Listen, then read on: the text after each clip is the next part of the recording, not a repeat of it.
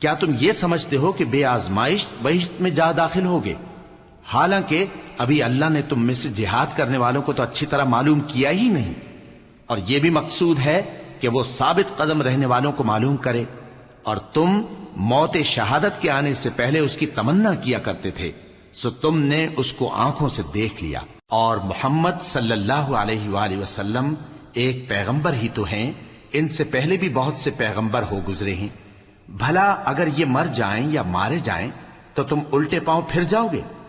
اور جو الٹے پاؤں پھر جائے گا تو اللہ کا کچھ نقصان نہیں کر سکے گا، اور اللہ شکر گزاروں کو بڑا ثواب دے گا۔ اور کسی شخص میں طاقت نہیں کہ اللہ کے حکم کے بغیر مر جائے،